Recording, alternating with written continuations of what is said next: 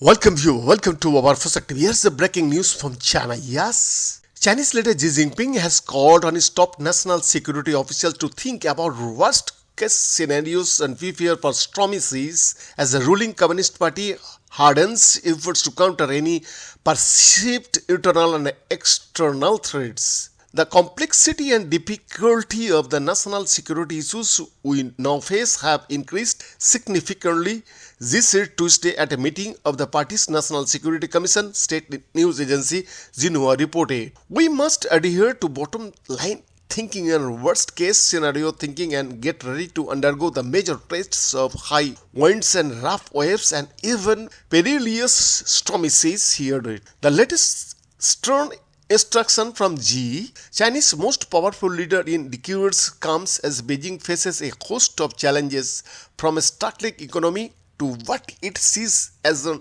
increasingly hostile international environment. In face of what he called a complex and grave situation, Xi said China must speed up the modernization of its national security systems and capabilities with a focus on making them more effective in actual combat and practical use. He also called for China to push ahead with the construction of a national security risk monitoring and early warning systems, enhance national security education and improve the management of data and artificial intelligence security. Since coming to power a decade ago, Xi has made national security a key paradigm that permeates all aspects of China's governance, experts say. He has expanded the concept of national security to cover everything from politics, economy, defense, culture, and ecology to cyberspace. It extends from the deep sea and the polar region to space as well as big data and artificial intelligence. Under this notion of comprehensive national security, China has introduced a raft of legislation to protect itself against perceived threats, including laws on counterterrorism, counter-espionage, cybersecurity, foreign non-government organizations, national intelligence, and data security.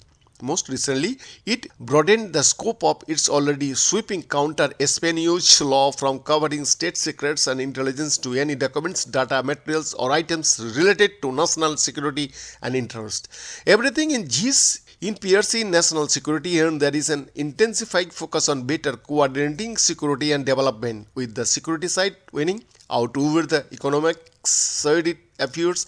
Bill Bishop, a long-time China observer, wrote in the Sinocism newsletter referring to China with its official name, the People Republic China. In Hong Kong, a sweeping national security law and imposed by Beijing to stamp out this stand after huge democracy protest roiled the city. The perception that security has replaced economic growth as Beijing's top priority is compounded by multiple recent raids on foreign companies, including American consultancy, Ban and Company and due diligence firm Mintz Group. The raids have poked international businesses at a time when the Chinese government is trying to woo foreign investment to help revive a slow economy hampered by 3 years of zero COVID restriction. In March, Chinese authorities detained a Japanese employee of Astellas Pharma in Beijing on suspected espionage. The 17 Japanese nationals to have been detained in China since the counter-espionage law was introduced in 2014.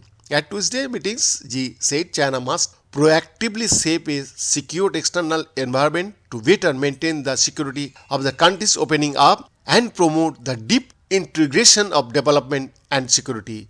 Beyond the report, Posak TV.